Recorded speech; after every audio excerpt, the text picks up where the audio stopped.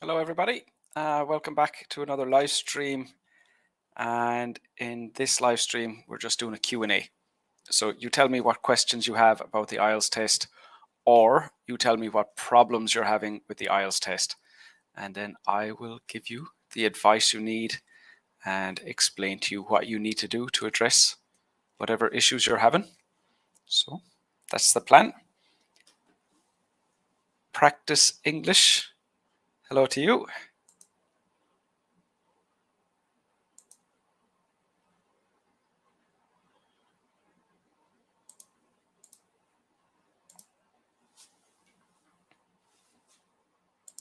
And Prince, hello to you as well. Hello again.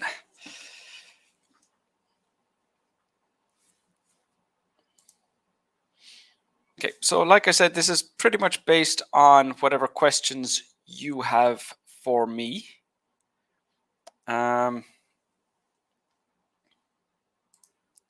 Leo, great. Good to see you here, Leo.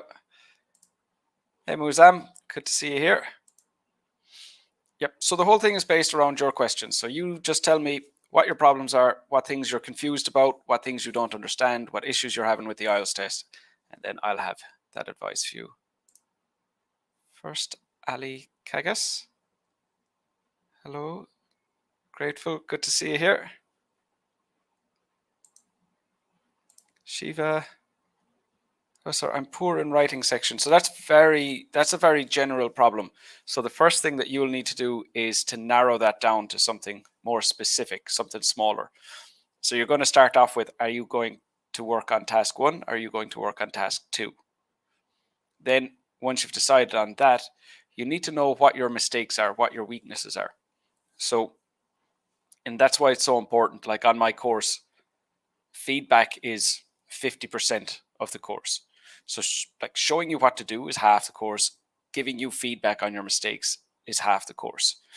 So just to explain why that's important is you might have an issue with task 1 or task 2. So first you need to decide which one you're going to work on. Then you might have an issue with task achievement, coherence and cohesion, vocab or grammar. So you need to know which of those you have to work on. So let's say it's task achievement. So then with task achievement, what's the problem? Is it you don't understand the question? Is it you're not analyzing the question properly? Is it you're not planning your essay properly?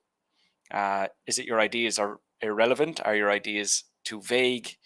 When you're developing your ideas, are your explanations and your examples appropriate, or is it a problem with that? So, and then it goes for the same for coherence and cohesion, vocab, grammar, task 1, task 2. So you need to know what exactly is your problem and then work specifically on that problem. So that's what you need to keep in mind, is that you need to know what you're aiming for. So first of all, learn what to do and then figure out what you're doing wrong. How could I improve my reading? So it just depends, Leo, it depends on what problems you're having with reading. So is it that you don't read often in English? So this happens to some students, that they don't often read in English. So when it comes to doing the practice tests, when it comes to doing the IELTS test, when they have to spend 1 hour reading, they find it absolutely exhausting. Excuse me.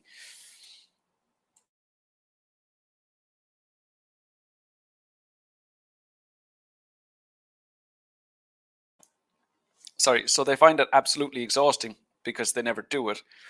And they get about 20-30 minutes into doing a practice test and they can't continue because they're too tired. Is it you don't understand the passage because you don't have the vocab? Is it you're getting answers wrong because you're making spelling mistakes? Is it passage 3 you're having problems with because it's more difficult? Is it a question type you're having problems with? So again, it really boils down to figuring out exactly what area you're having a problem with, or specifically why you're having a problem, and addressing that head on. Hey Jervin, Tarek, good to see you here. Mamuna, love from Pakistan, good to see you here, Mamuna. So your reading score is very low. So, again, it'll just depend on, are you making mistakes with your exam skills, your exam technique? is it mistakes because of your language ability? Is it because you never read? So you just need to narrow it down to, what are you doing wrong, and address that problem. Sir, in writing, can we write interrogative sentence? You can, give me 1 second there.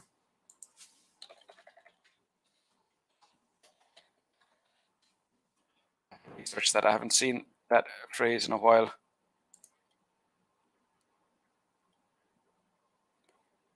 A sentence that asks a question. Okay. No, don't ask questions. Don't ask questions in the IELTS test. No. Especially in task 2. If you're doing academic, then definitely not task 1. And then in very rare situations, it would be acceptable in general training task 1. But there's generally not a reason for it. So I would say no. I would say stay away from asking questions. Listening is essentially the same then. It's about, understanding what you're doing wrong. Now I have lessons on my website for reading and listening. Let me share my website with you here. So there are lessons on how to approach it, but after you figure out what you're supposed to be doing, it's about figuring out what you're doing wrong.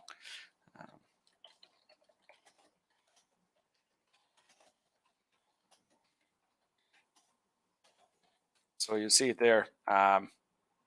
Just shared a link, Complete Test Success website. And you'll find support there. So just scroll down to that link and you'll be able to get that help. Muzam, what is the recommended method for transferring answers to the answer sheet? For example, if the answer is "and," can we write A-N-T, capital A-N-T, or A-N-T? The capital letters don't actually matter. All of those answers would be acceptable for reading and listening. But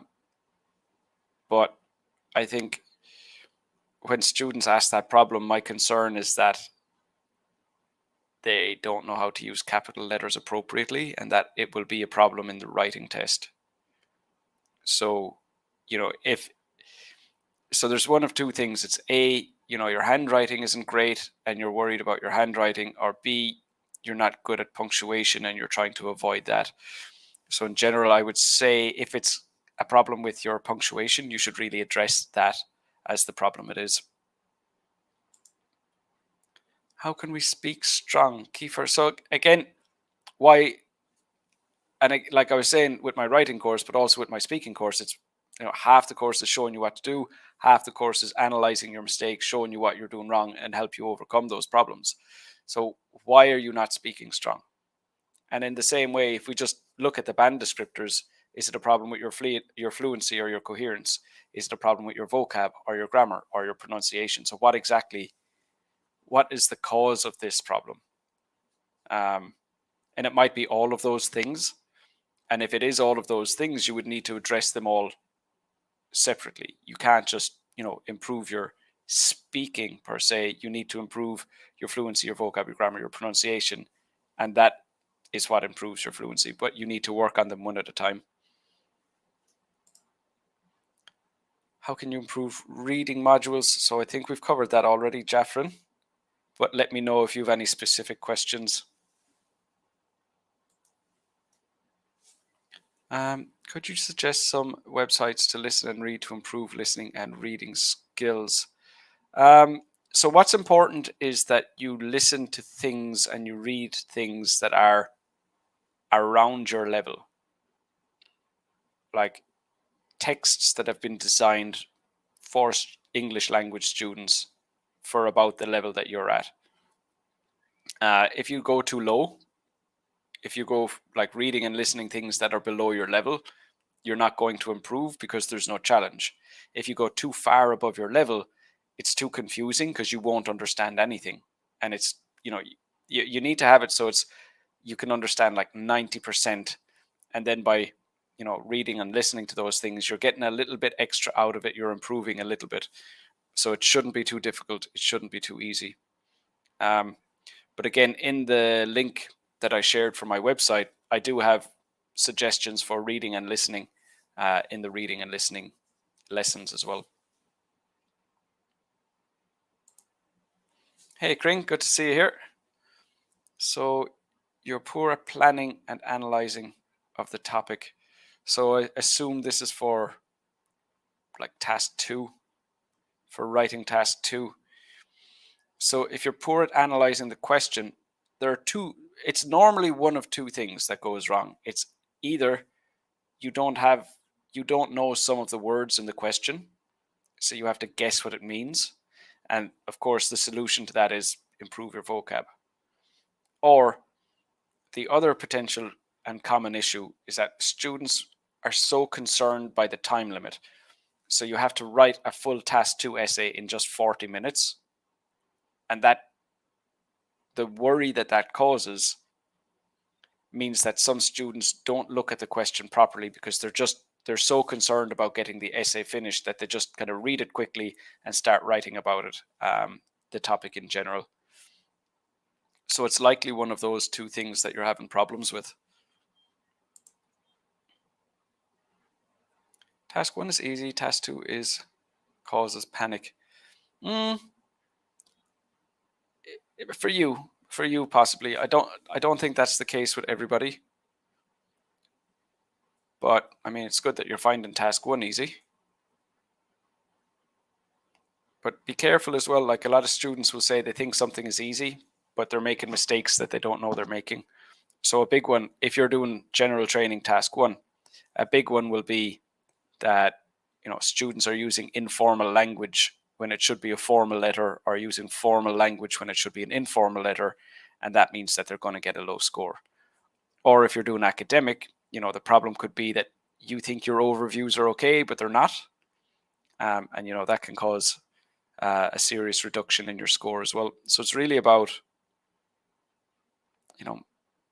making sure you know what to do, making sure you're doing it properly. I think that's why so many students fail the IELTS test.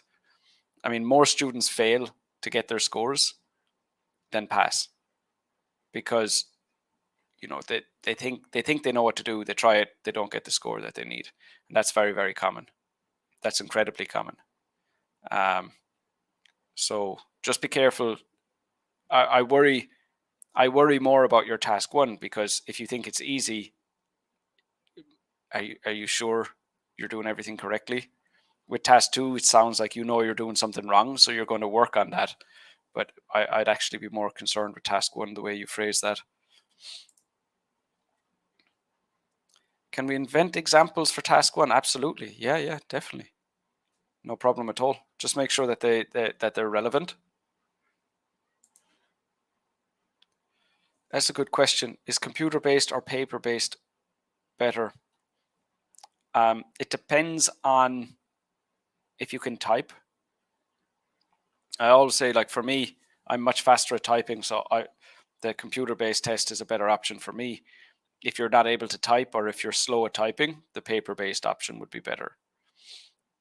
Then what another student pointed out recently was it's easier to make spelling mistakes on the computer-based test. So that's a good point. So, it's easier to get your spelling right when you're writing by hand, because you're consciously making each letter, not just your fingers flying everywhere. The other thing to consider then is if you're doing academic writing, academic IELTS, in task 1, it's really nice to be able to draw on the question. If you have a graph, if you're able to draw and make notes and help you organize the information, that's really nice. And you don't have that benefit in the computer-based test. There's no way to annotate the question. So, I mean, you just have to weigh up those options. For me, I would still do the computer-based test, but for that doesn't mean that it's the better option for you. You really need to weigh up the different factors.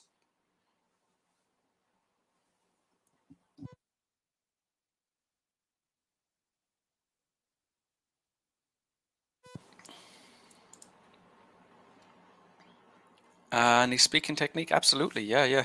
I mean, you can really, by approaching the test incorrectly, you can really hurt your score for speaking. So while you're mentioning it there, Previously on my courses, my writing and my speaking course, there was just the premium option of $4.99 for writing and $4.99 for speaking. But what I've done is I've adapted those because I've had quite a few students who wanted to join but couldn't afford it. So I've adapted those to have lower priced versions where there isn't as much feedback involved, but it allows people to get my support. So let me share that with you in the course, in the comments.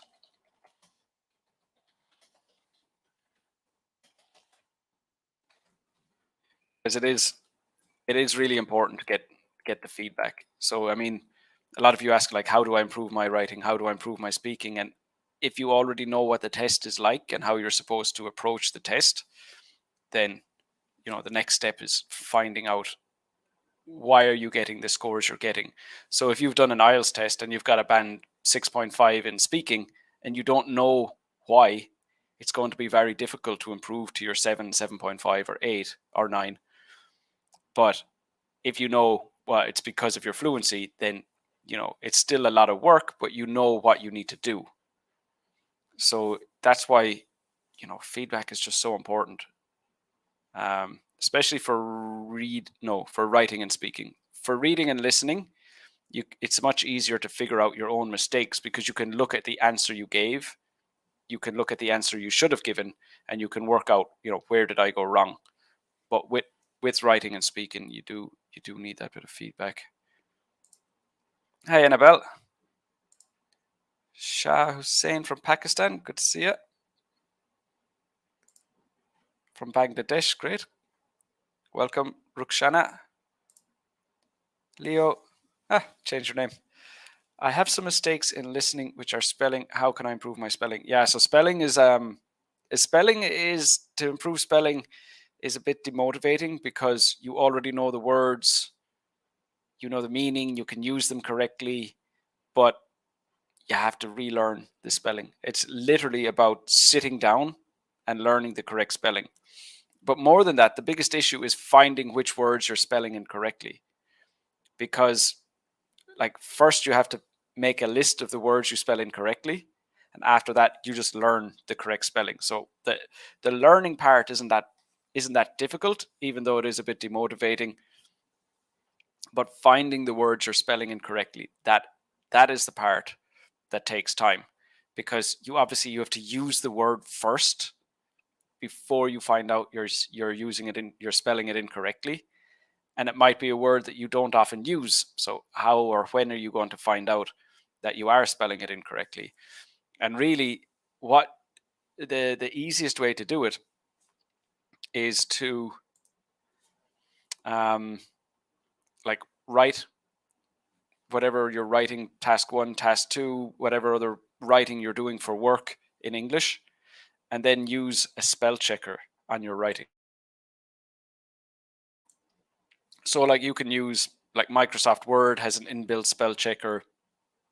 You can use Grammarly, the free app that's got a spell checker, and it will highlight all your mistakes and it will show you the correct spelling. So that's really the easiest way to find all of the mistakes that you're making with spelling, is use a spell checker, identify them, make a note. After you've made a note, you go and learn them. So yeah, it is kind of a tedious process. But the thing is, like, if you are not getting the listening score you need because of spelling mistakes, you should stop doing practice listening tests for now, because that's a limited resource. There are only like 16 books that IELTS have published, and books 1 to 4, they're the old format. So really you're limited to 12 books, 4 tests per.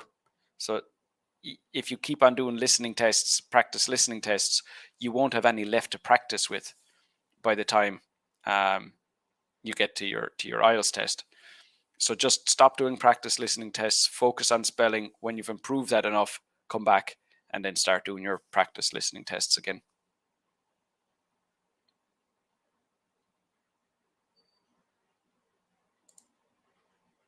Kiki, how are you? I'm very good, thank you. Hope you're doing well too. Jaffrin, in the writing modules, can we write the symbol? No.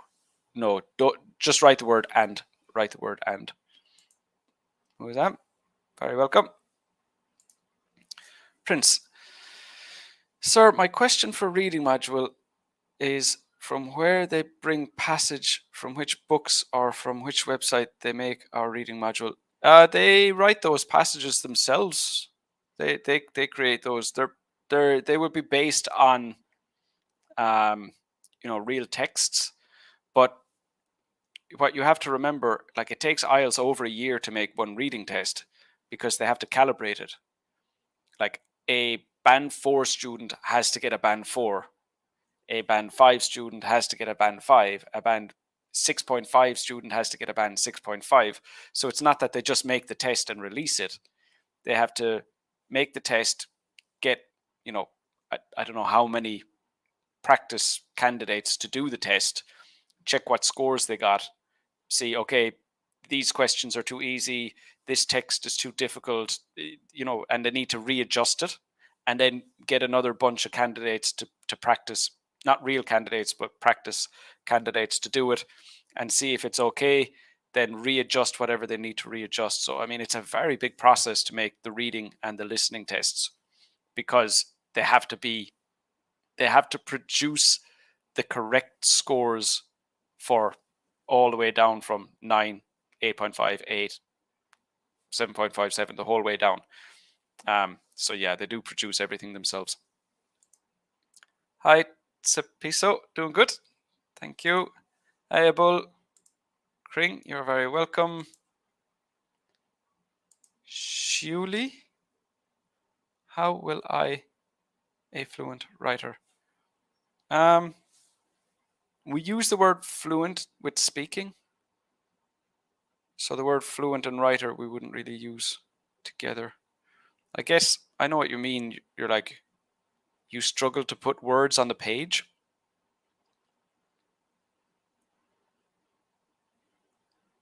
Again, it depends on why that's happening to you. Is it you can't think of what to write? So is it you can't think of your ideas? So you're stuck with, you don't know what your ideas are, you don't know how to answer the question. And why is that happening? Is it because you don't understand the question? Is it because you're not planning your answer? Or is it you have an idea but you can't communicate them? And then why is that happening? Is it because you don't have the vocabulary, the English vocabulary to express your ideas? So yeah, again, I'd have to analyze your writing to tell you specifically where you're going wrong. But based on your question, I can't give you a very direct answer to that. It really depends on what mistakes you're making. Side, how can we improve our vocab? You just have to sit down and learn it. You just have to sit down and learn it. Yeah, there's no really, there's no quick or fast way to do it.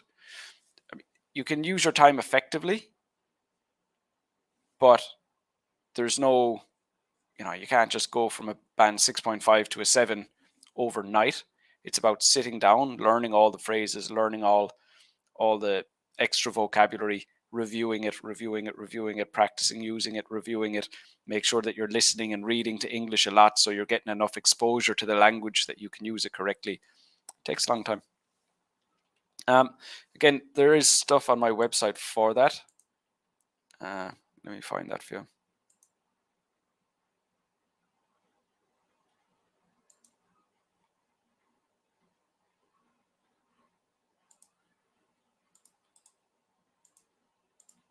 So I'll share that with you here.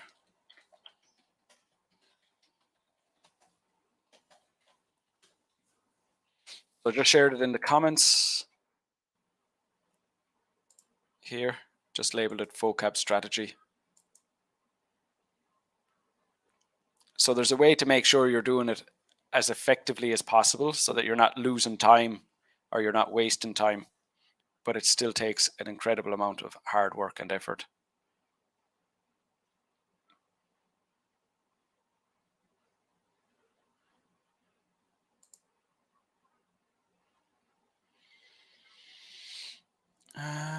So first, Ali, well, I mean, I think you know the solution to that already. You've already said what your problem is. that you don't have enough vocab. So, I mean, the solution is you have to improve your vocab. That's really it. There's no way. If that's the specific problem you have, then you have to address that specific problem. There's no way to get around that. So yeah, you'll just need to sit down and learn vocab. And you can use, I just shared that vocab strategy there. So you can use the same strategy as well. Leo, you are very welcome. Shuli, also very welcome. How to stay confident in front of the examiner? Yeah, it's a difficult question.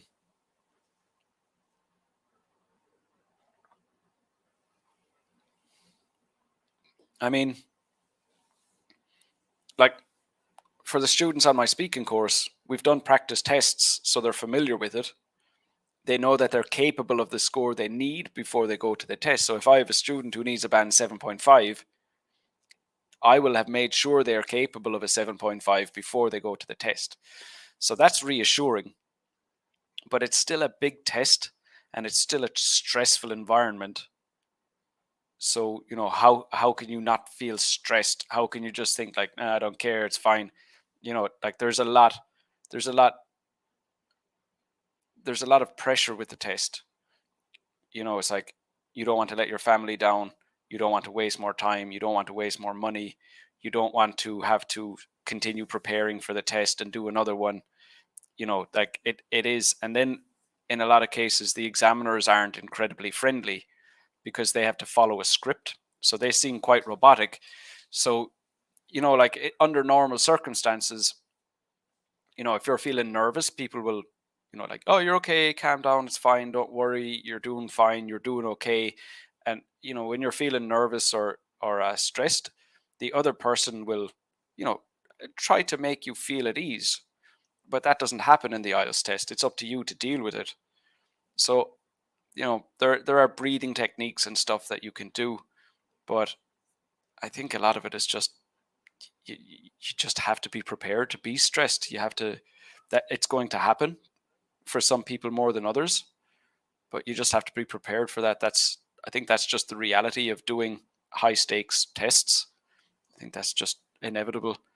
I mean, there are some people who are very outgoing and they seem that they don't care. Like, you know, I've tested people who just, you know, they're very chatty. They enjoy talking to people. They enjoy being around other people.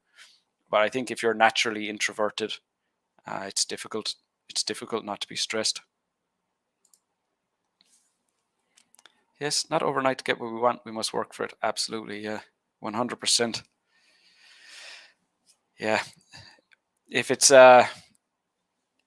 if it was easy, then the reward, you know, wouldn't be worth having. Like the reason, like if everybody could get a band 7 in IELTS, then countries would just look for people with 7.5. You know, like that countries and universities, they're looking for the best. So they're, you know, they're not looking for average. They're looking for the best. So they're using the IELTS test to set people apart and find the most capable people. That and other factors as well, but that is a part of it. No problem. No problem, Farzana. Good to see you here. How to speak influentially. Fluently? To speak influentially is to like to influence people, as in to get other people to do what you want. So I'm going to guess that you mean fluently. To speak fluently, it's just about, you know, practicing to speak in English a lot. You need to speak in English. Like if you're doing it every day, it'll get easier and easier. You know, like working out, like doing exercise. The more you do it, the easier it gets. Where a lot of students struggle though is they feel that they have to have a speaking partner to improve their fluency. They feel like I need someone to listen to me speaking so that I can speak. But you don't need someone listening to you. You know, you can practice by yourself at home. So don't feel restricted by not having someone else to speak to. You just need to do it by yourself. As long as you're speaking and as long as you are, try to create the situation that you will have in a normal conversation. Whereas I ask you a question, you have to respond pretty much immediately. That's what makes speaking difficult, is you don't have enough time to think. So if you're trying to improve your fluency and you're working alone, don't give yourself enough time to think. Like what I love is online topic generators. Just go to whatever search engine you use, Google, type in topic generator, and they have just these topics. You click a button, it gives you a new topic. Click a button, it gives you a new topic. And they're great because you don't know what's coming next. You read it and force yourself to respond instantly. So it's really like that, just creating that dynamic of not having enough time to think. Hi, Jamshid. Sorry for delete, no problem. The cue card for IELTS speaking. So that's IELTS speaking part 2. Normally where students struggle is they run out of things to say.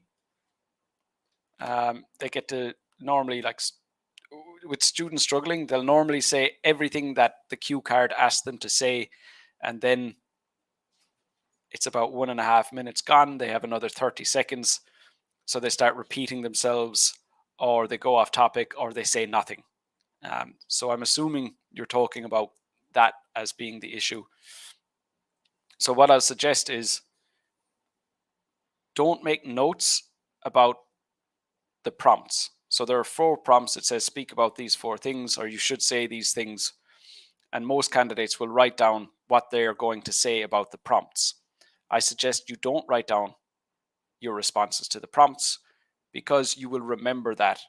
You can look at the cue card while you're speaking, so you will be able to remind yourself by reading the prompt. You don't need to write down what your response will be. So my advice is look at the prompts, think about what you're going to say for each prompt. Then with your piece of note paper, make a note of what you're going to say after you have discussed each of the prompts. So you're making notes about, it has to be about the same topic that the cue card is about.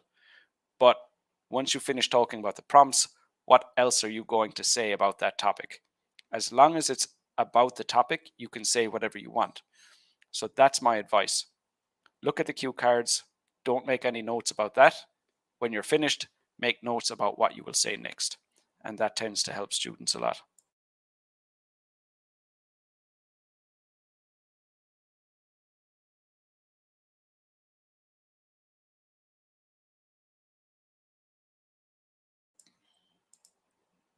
Hi, Neil.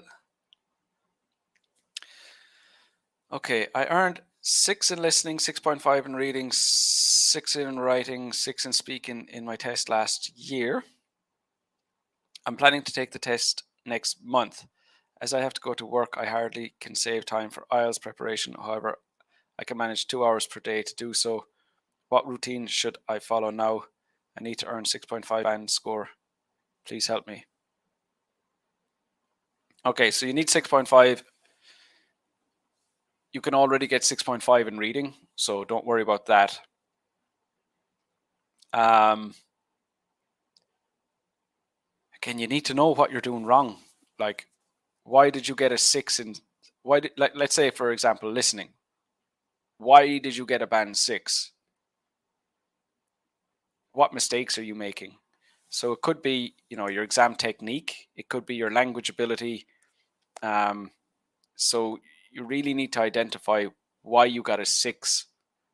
And it's not, you don't have to improve a great deal. So you're only looking to go up by half a band in listening, writing, and speaking. But you'll need to work on each of those individually.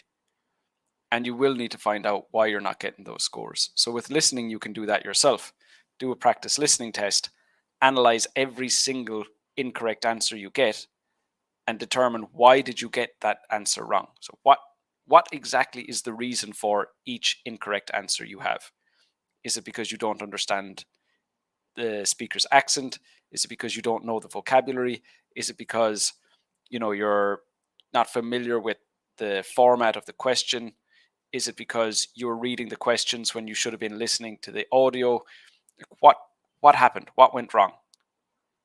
And then with that information, you will know what you must do to improve. So you need to avoid repeating those mistakes, overcome your weaknesses. And then for writing and speaking, it's the same thing. But you would need someone to analyze and tell you, all right, this is your score. This is why you got a band 6. So, I mean, it could be, you're getting a 6 for task achievement, 6 for coherence and cohesion, 6 for vocab, 7 for grammar. And if you know that, then you go, well, okay, I don't need to work on grammar. And then you just work on improving one band, because you just need 2 7s and 2 6s in task 1 and 2 7s and 2 6s in task 2 to get your overall 6.5 for writing. So just knowing what your strengths are, what your weaknesses are, will allow you to focus on what's going to improve your scores. I have a problem in reading. I have 5. What should I do to get 6.5? So again, it's the same advice. Analyze, do a practice test, analyze every incorrect answer and find out what did you do wrong, and then address each of those. So it needs to be specific, because where a lot of students will go wrong, I'll tell them to do this and they'll say, I made mistakes with true, false, not given. It's that is the start of your analysis. That's not the end of your analysis. Why are you getting true, false, not given questions wrong? Why do you not understand those question types? Is it only true, false, not given? If it's only true, false, not given, it's surely a problem with your exam technique, that you're approaching the question wrong. Or if it's always in part 3, that means it's a language problem. So, you do need to understand what your mistakes are before you can improve. When you know your mistakes, you can avoid them.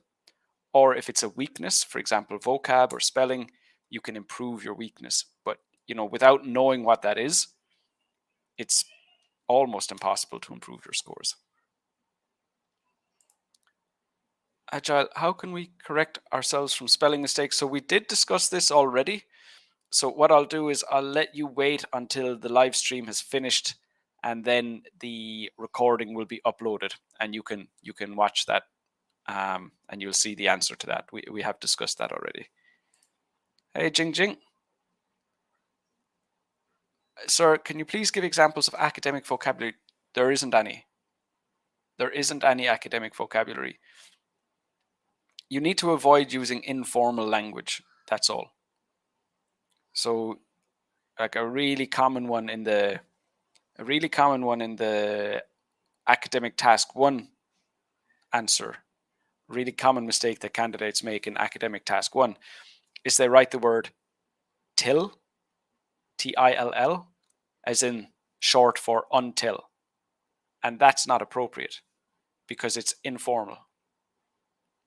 So you need to avoid using informal language, but there isn't any language that's specifically academic. Just the words you need to avoid are the informal words. So that's it.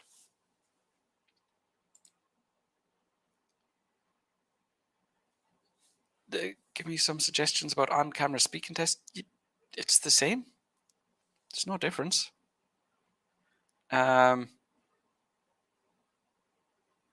You're asked questions, you need to answer them and develop them. There is no difference. Make sure you have a good internet connection. I was speaking to a student earlier this week. Oh, today's only Tuesday. Late last week. And he was saying that his online speaking test, the camera speaking test as you're calling it, was a bit of a disaster because his internet connection went, and he had to give 3 attempts to do the test, and obviously that caused a lot of stress, additional stress. So I think that it sounded like that affected his performance. So I think that would be the main thing. Like, what you need to do is the exact same, but if you've got a poor internet connection and that's causing issues, let's say that would be something that you definitely need to consider. But beyond that, there isn't anything. Hello, teacher. This salute is coming from Somaliland. Hi, Mohammed. Really appreciate the way you help the students. Thank you. Thank you for saying so. Can you recommend some apps and books? For what purpose, Leo? For what purpose do you need apps and books? Okay, Prakash. So how can you improve speaking? So again, it's the same thing. Is why do you need to improve your speaking? What is wrong with your speaking? So is it you've got poor fluency? Then you need to, speak English more often. Is it you've got poor vocab? Then you need to sit down and learn more vocab. Is it you have grammar issues? Then you need to, identify your mistakes, your specific grammar areas of issue, your weaknesses, and address those specifically. Is it your pronunciation? Well, if it is, then what about your pronunciation? Is it your sentence stress? Is it your the pronunciation features? Is it an individual sound that you can't pronounce? Is it so again? It's all about knowing what it is you need to improve and then addressing that directly. Where can I learn vocab for listening? Although I always find out my mistakes after doing a listening test. So it's not like there's specific language or vocabulary for listening, specific vocab for reading, specific vocab for, it's not, it's just about improving your vocab. When you improve your vocab, that will help you in all parts of the test. The only part of the test that's not really relevant is academic IELTS writing task 1, because you're either going to get a graph, a process, or a map. And you know that, so you can learn language, you can learn vocab for graphs, processes, and maps. You can do that before the test. You know what's coming up. But for every other part of the test, the topic, it could be any topic. So you do need to just have that range of vocab to be able to, deal with whatever topic comes up in the test. So there isn't a specific place to learn vocab for listening. You just need to improve your vocab in the same way you would for, reading, speaking, writing task 2.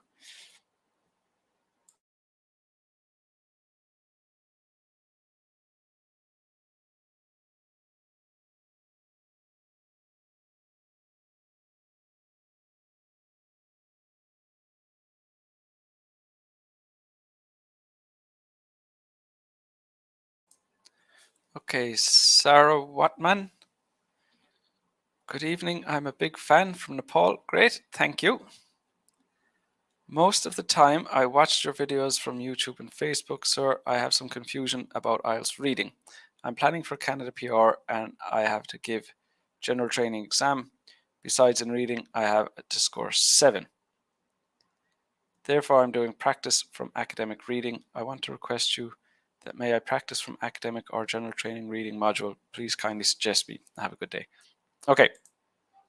So just to summarize, this question is, if you're doing the academic IELTS test, is it okay to practice with general training reading tests?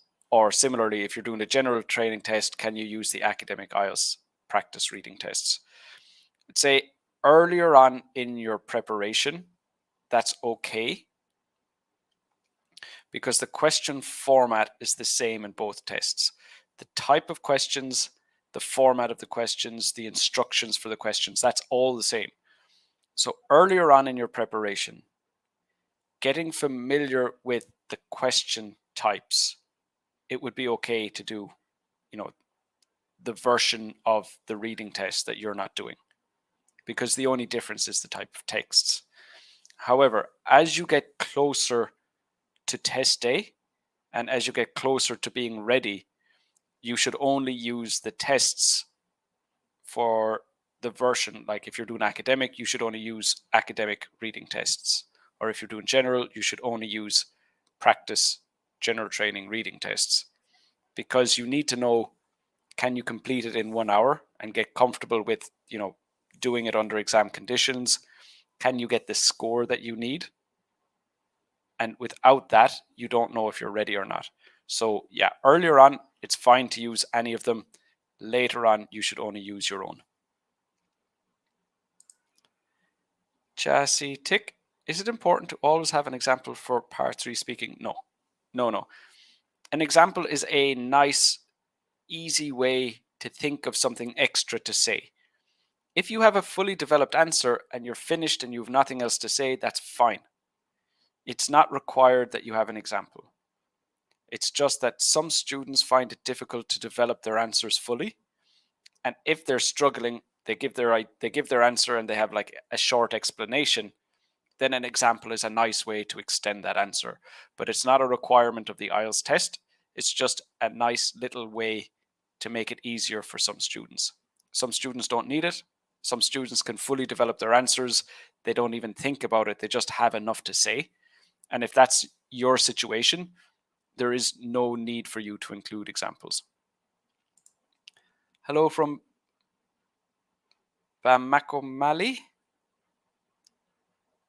Hi, Mamadou.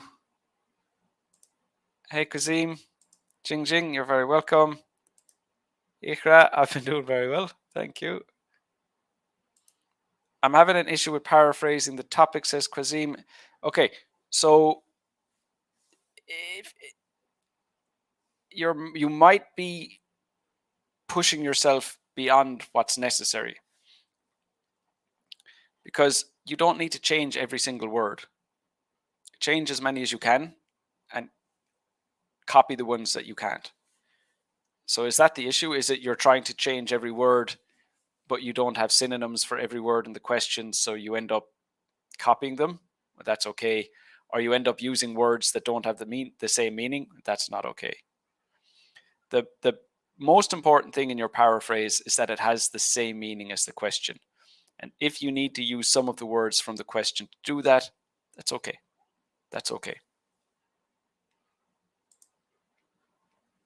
Can you recommend some apps and books about improving spelling? No, I don't. Honestly, off the top of my head, I don't know. There would definitely be some apps. There are apps for everything. So I'd say go to App Store, go to Google Play and just type in spelling. But the thing then is, like, how is an app going to know which words you can't spell? It's going to make you, you're going to end up having to check every single word. I think the recommendation that I gave earlier on is going to be a lot more efficient, because you just have to find out which words you're spelling incorrectly and learn how to spell them. And the other thing then is, if this is an ongoing problem that you have, the source of the problem is when you learn new words, you don't learn the spelling properly.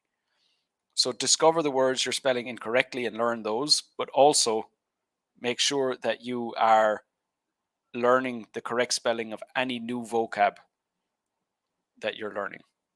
So you need to pay more attention to spelling with the new words you're learning, and you need to discover which words you already know that you're spelling incorrectly. My challenge is writing and reading. So again, that's quite vague. You're going to need to make it a more narrow focus than that. Because if you sit down and you go, okay, I need to improve writing and reading, it's like, where do you even start? That's it's very difficult to address such a broad issue.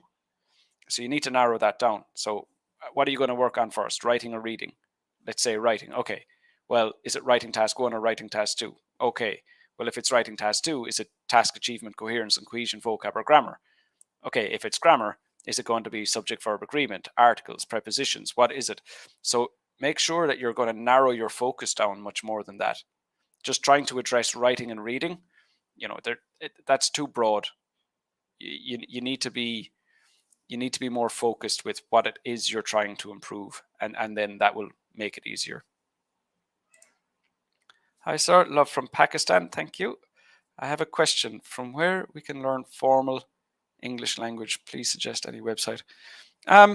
So it would just be like using any newspaper, because like some newspapers will be all formal language, some newspapers will be a mixture of formal and informal language. But when you're learning new vocabulary, you should be checking if the word is formal or informal. So I wouldn't worry necessarily about learning formal vocabulary as much as making sure you check which tone, is it formal or informal, and make sure that you learn that about the vocabulary that you're learning. Sir, is paper-based easier than computer? No, absolutely not. What are the pros and cons of computer-based? So we were talking about this earlier on. The main thing is going to be, can you type? That has to be the biggest consideration when you're making that decision. Okay, Kazim. So I think we've addressed that already. Sarah Watman, you're very welcome. Okay, Bizai, so we had this already, we discussed that. Chassis Tick, you're very welcome. A nice name, by the way. Kazim, you're very welcome. Okay, Big B. Sir, is it accepted if the cue card says describe a person who is energetic, but I just describe a famous person and don't answer keyword energetic during speaking? No. So, I mean, if the question says someone who's you have to talk about the topic you've been asked to talk about. But you don't, your whole answer doesn't have to be about that person being energetic. You just have to choose an energetic person. Or at least say that they're an energetic person. So I go like, oh, I'm going to discuss my wife. She's very energetic. And after I say she's very energetic, it doesn't really matter if anything else I say is about how or why she's energetic. I can just talk about my wife. So it's about making sure you're clearly discussing the topic you've been asked to discuss, but the development, depending on the phrasing of it. But if this was the topic, after that I could just discuss my wife without any real mention of the energetic side of things. It's 2 in your personal messenger. Okay.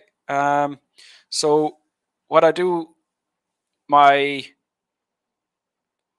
support students for free in group classes. So I have free Zoom lessons, my live feedback lessons on Zoom every week. So those are free. My support here is free. But for one-on-one, if you want to work with me one-on-one, there is a fee for that. So I can share that with you later on. In fact, let me just share it with you now.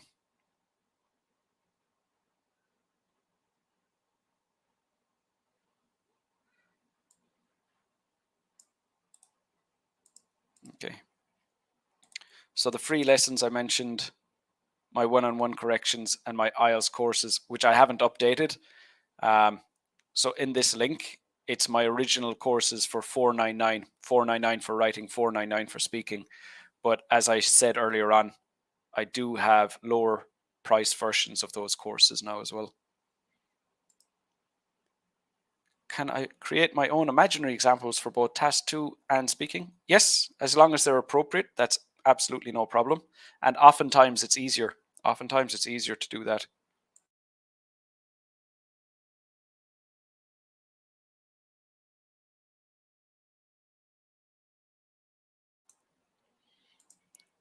Hey, Alexia.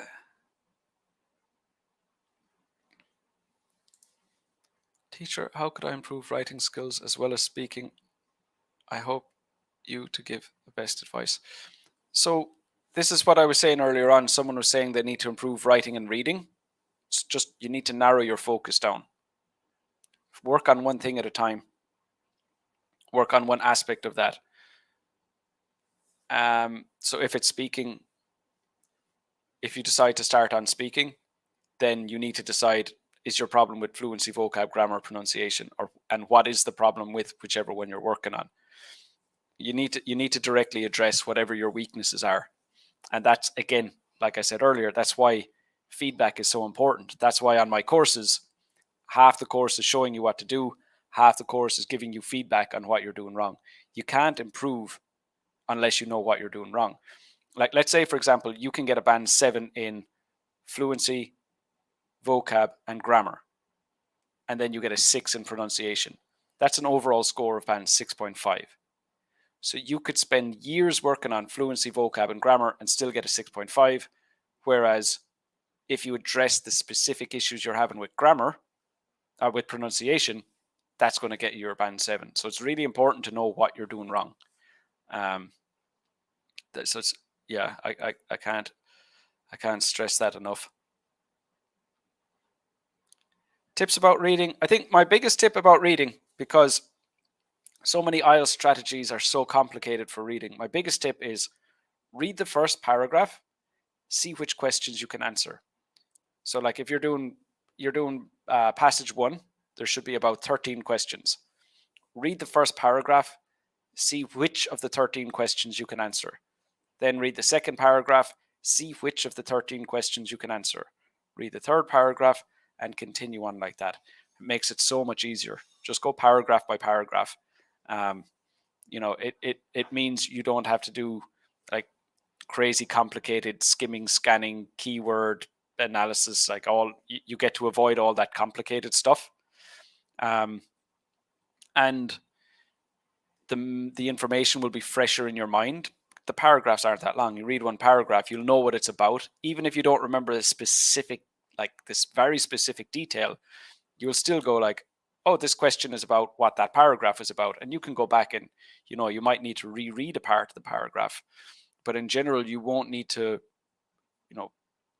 reread massive chunks or skim and scan multiple times. Generally, one run from top to bottom will get you most of the answers. So that would be my biggest tip for reading. Vizay, you're very welcome. And Sir Watman, sir, how can we have multiple choice type of question in listening and reading? How can we solve them? Well, I'd have to turn that back to you and say, why can you not solve them? What is it that you're finding difficult with that, about those question types? And the issue you're having with reading is probably not the same issue you're having with listening. I'd imagine you're probably having 2 different types of issue in those tests. Hey, Tui, good to see you here. Tui Siroka. Mohammed, you're very, very welcome. Okay, so that's the hour up. Like I was saying, check out my my courses. I'll just share that with you again.